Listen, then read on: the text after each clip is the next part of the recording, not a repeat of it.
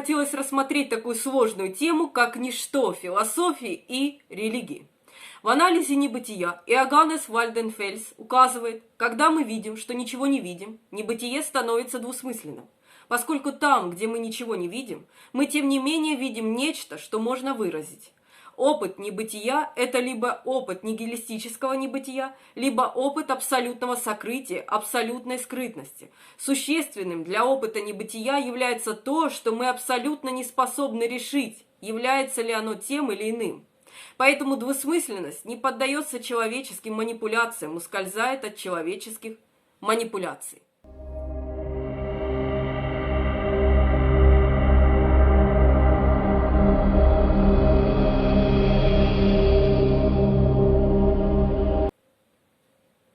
Согласно Ветхому Завету, из ничего были сотворены ангелы и видимая вселенная.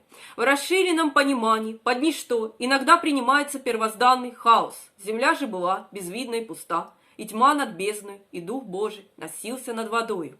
Некоторые религии, ислам, индуизм и христианство, рассматривают Бога как нечто вездесущее, существующее абсолютно везде. Утверждается, что Он пронизывает все, что не есть в пространстве, и своей силы удерживает в бытии любое тело. Подобные рассуждения для пантеистических теорий обосновывают обожествление всех вещей.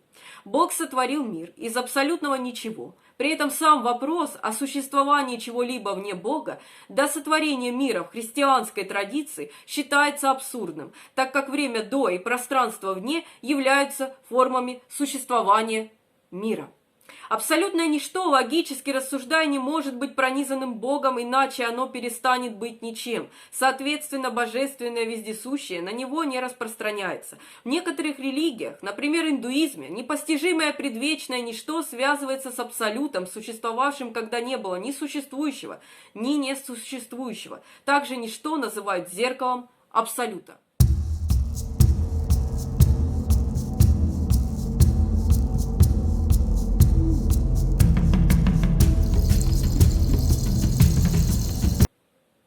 Итак, ничто – это полное отсутствие чего-либо, противоположность чему-либо или антитеза всему.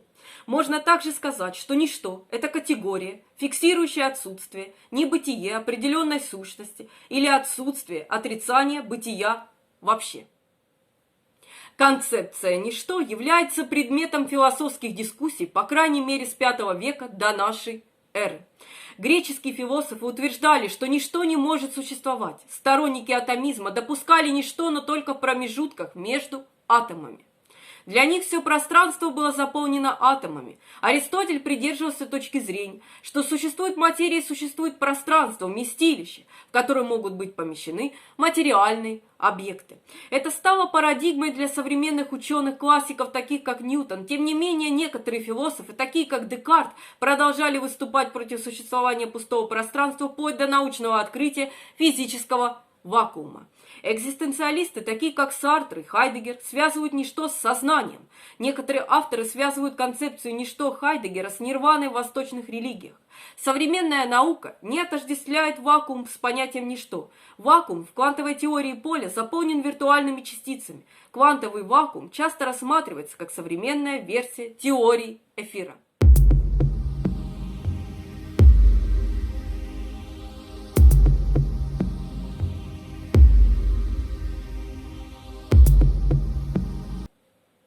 Различные аспекты значения ничто не всегда четко различались в философии.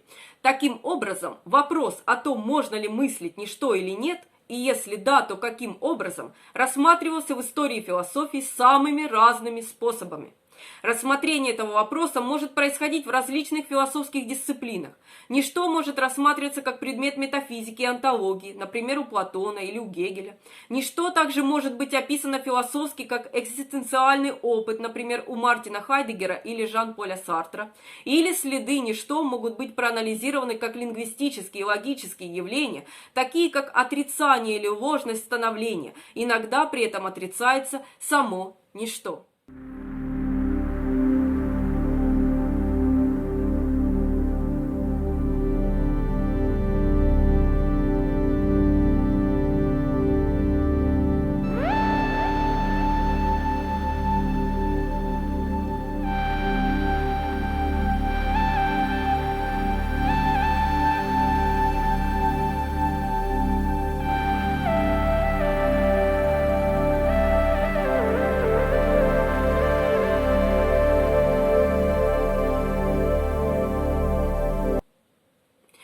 концепции ничто относились как к серьезной теме в течение очень долгого времени. В философии, чтобы избежать лингвистических ловушек, связанных со значением слова «ничто», часто используется такая фраза, как «небытие», чтобы прояснить, о чем идет речь.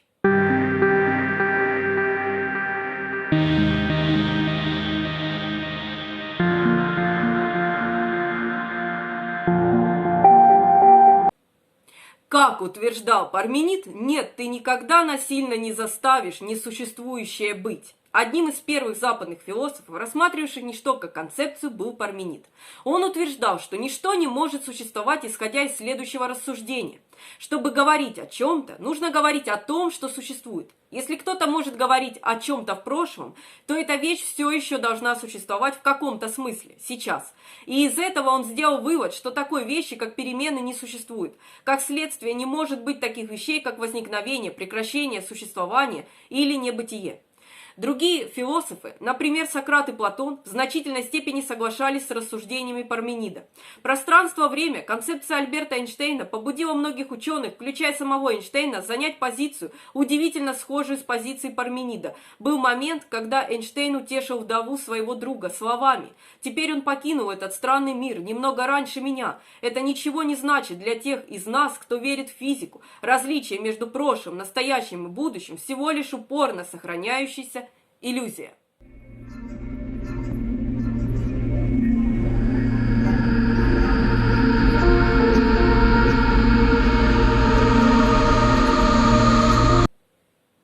Лев Кип, один из сторонников атомизма, наряду с другими философами своего времени предпринимал попытки примирить монизм с повседневным наблюдением движения и изменений.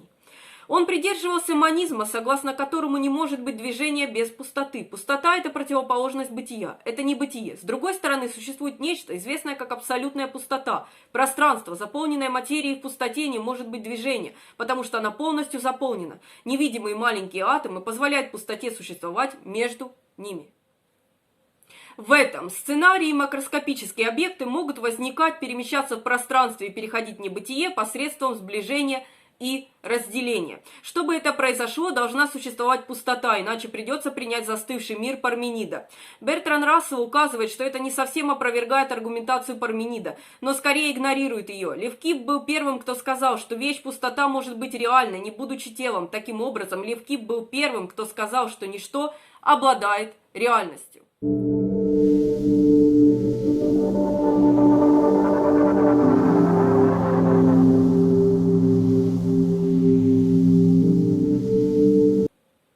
Аристотель предложил классический способ решения логической проблемы, поставленной Парменидом, проведя различия между вещами, которые являются материей, и вещами, которые являются пространством.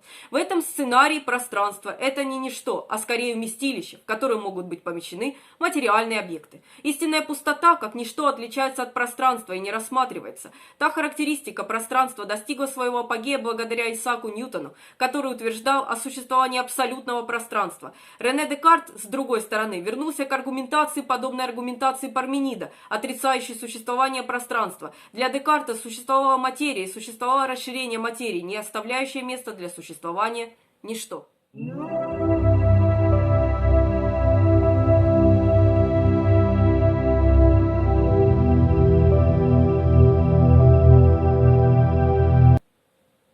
Иоанн Скотт Эриугена придерживался пантеистических убеждений. Он относит зло, среди многих других вещей, к категории небытия. Это делается на том основании, что зло является противоположностью добра, свойством Бога, но у Бога не может быть противоположности, поскольку в пантеистическом мировоззрении Бог – это все. Аналогичным образом, идея о том, что Бог сотворил мир из ничего, следует интерпретировать как означающую, что ничто здесь является синонимом Бога.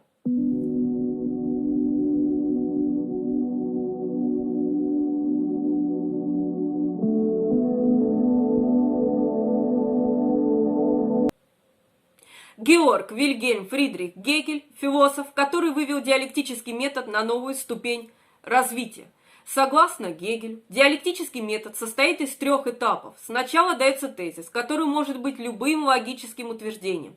Далее формируется антитезис тезиса. И, наконец, утверждается синтез, включающий в себя как тезис, так и антитезис. Гегель считал, что ни одно утверждение, взятое само по себе, не может быть полностью истинным. Только целое может быть истинным, и диалектический синтез был средством, с помощью которого целое могло быть рассмотрено в связи с конкретным утверждением.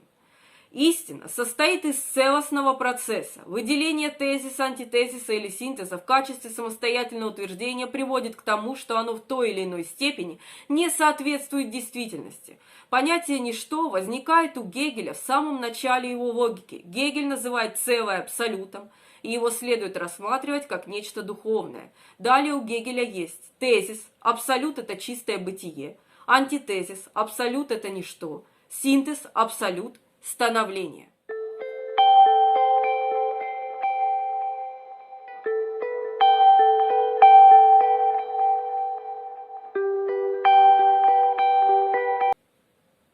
Анри Луи Бергсон считал, что небытие несет в себе как идею небытия, так и идею бытия, что делает его больше, чем бытие.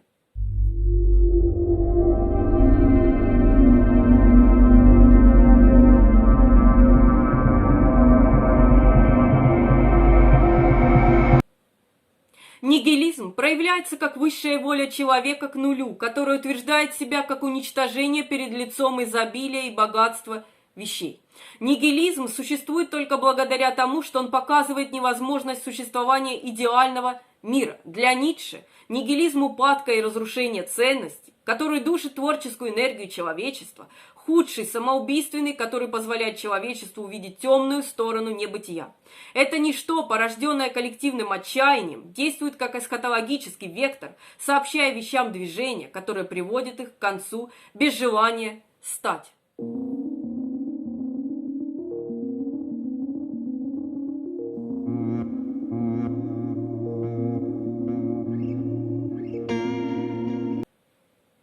Наиболее заметной фигурой среди экзистенциалистов является Жан-Поль Сартр, чьи идеи в его книге «Бытие и ничто» находятся под сильным влиянием Мартина Хайдеггера, хотя позже Хайдеггер заявил, что Сартр неправильно его понял. Сартр определяет два вида бытия. Один вид – это бытие в душе, грубое существование таких вещей, как дерево. Другой вид – бытие для души, то есть сознание. Сартр утверждает, что этот второй вид бытия есть ничто, поскольку сознание не может быть объектом сознания и не может обладать сущностью. Сартр, и тем более Жак Лакан, используют эту концепцию ничто в качестве основы своей атеистической философии. Философы-атеисты считают, что отождествление небытия с бытием приводит к творению из ничего, и, следовательно, Бог больше не нужен для существования.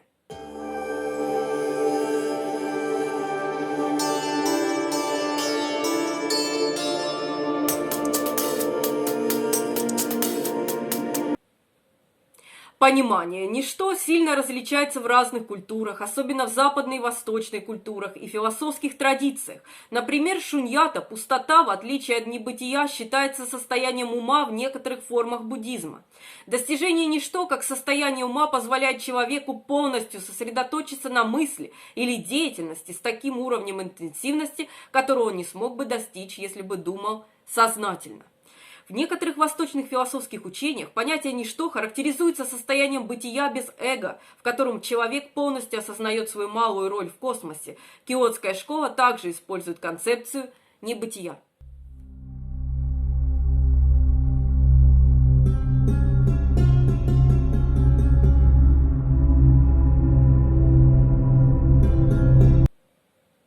Исламская теория единства бытия существования объясняет самопроявление бытия в различных вещах, например, через божественное сострадание. Исследование японского исламоведа Тосихико Идзуцу показало, что развитие исламской теологии и философии глубоко связано как с восточной, так и с западной мыслью о бытии и небытии. Идзуцу утверждает, что существование Бога в конечном итоге означает то же самое, что и абсолютное небытие.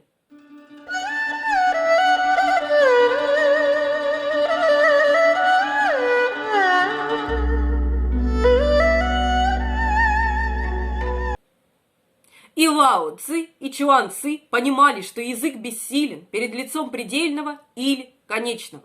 В даосской философии, каким бы реальным ни был этот мир, его главной характеристикой является непостоянство, в то время как дао обладает постоянством, которое невозможно описать, предопределить или назвать. Таким образом, дао отличается от всего, что можно назвать. Это небытие, другими словами, ничто.